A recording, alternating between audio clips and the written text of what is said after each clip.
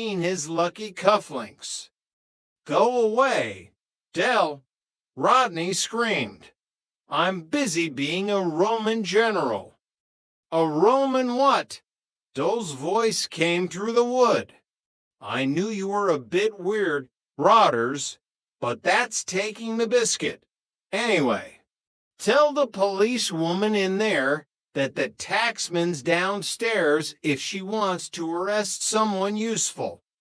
The night ended with Rodney sitting on the floor, eating a cold kebab, still wearing his leather skirt, while Cassandra cried quietly in the bathroom.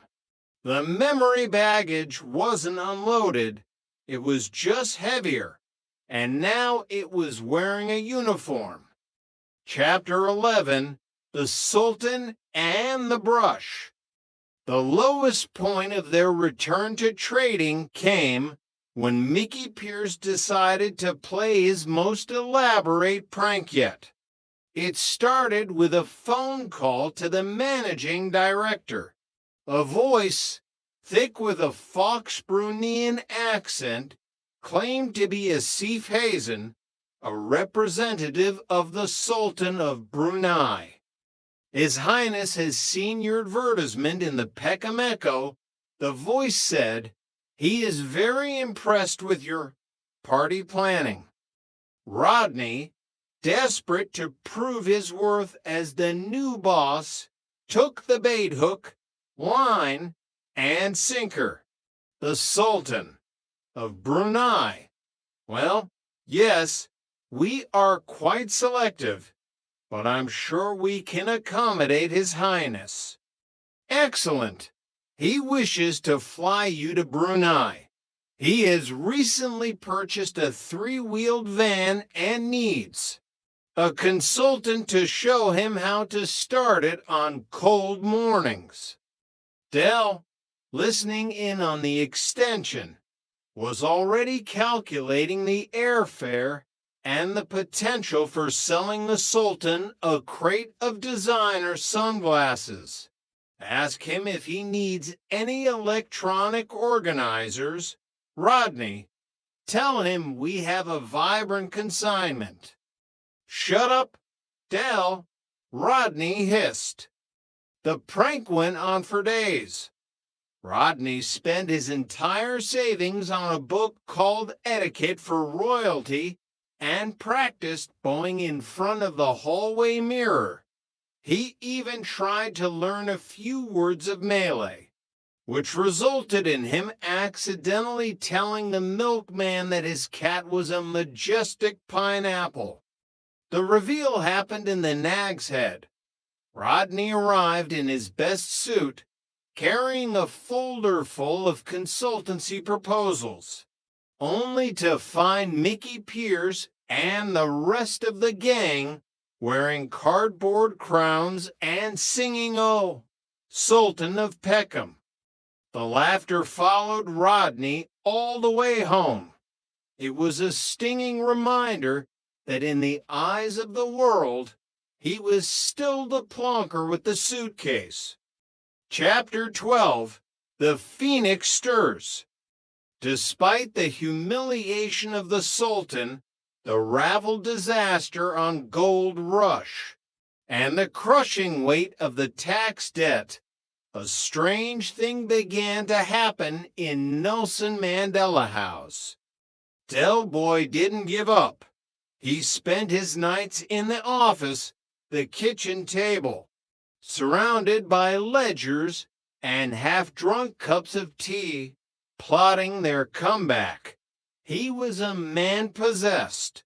He found a supplier in Hong Kong who could provide unbreakable glass that turned out to be sugar-based, and he nearly sold 500 of them to a local restaurant before realizing they would melt in the dishwasher.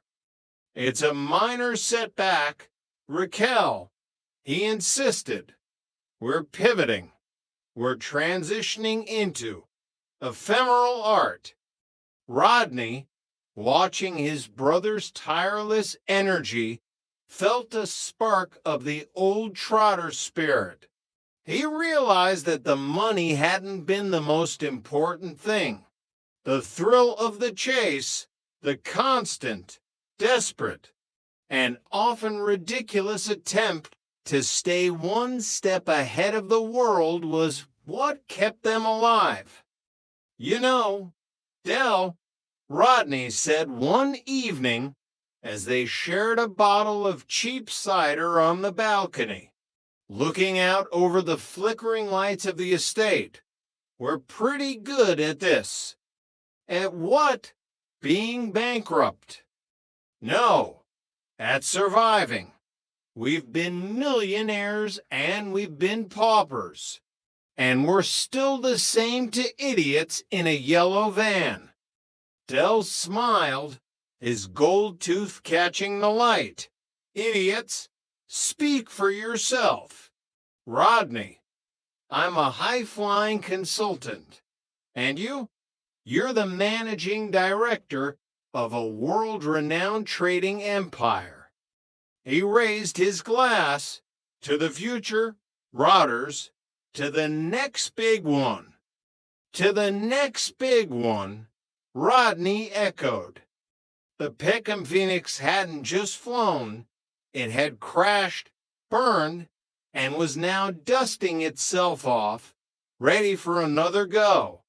Because in the end, as long as there was a deal to be done and a plonker to help do it, the Trotter name would never truly fade. Chapter 13, The Witness Box Blues. The Nag's Head was unusually quiet for a Tuesday afternoon. The only sounds were the hum of the refrigerator and the rhythmic thud of Denzel's foot hitting the brass rail of the bar. Denzel, a man of large stature and even larger anxieties, looked like he was about to face a firing squad rather than a courtroom. I can't do it, Sid, Denzel groaned, clutching a glass of orange juice. I've never been a character witness before. What if I say the wrong thing? What if the judge thinks I'm part of the scam? Sid, who was managing the pub while Mike Fisher was assisting the police with their inquiries, which was Del's speak for sitting in a jail cell, wiped the counter with a greasy rag. Just tell the truth. Denzel, Mike's a good bloke. He just got a bit confused with the brewery's money. Confused? Trigger chimed in from his usual corner. He remortgaged the pub to buy a share in a Central American banana plantation that didn't exist. That's not confusion. That's optimistic. Del and Rodney entered, looking quietly confident, which in Peckham usually meant they had a secret plan that was about to go horribly wrong. Del was wearing his respectable camel hair coat and carrying a folder that looked impressively thick. All right, boys, Del chirped, slapping Denzel on the back. Don't look so guided. We're all in this together. A bit of community spirit. That's what we need. Del, Denzel whispered, the fraud squad claims Mike tried to recoup his losses by embezzling the brewery. He's already confessed. A minor technicality, Del waved a hand dismissively.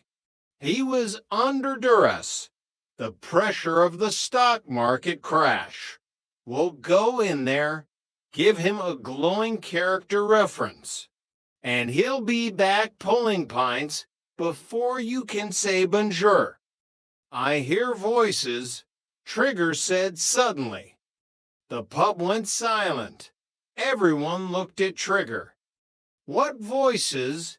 Trigger, Rodney asked, fearing the answer. Just voices, telling me things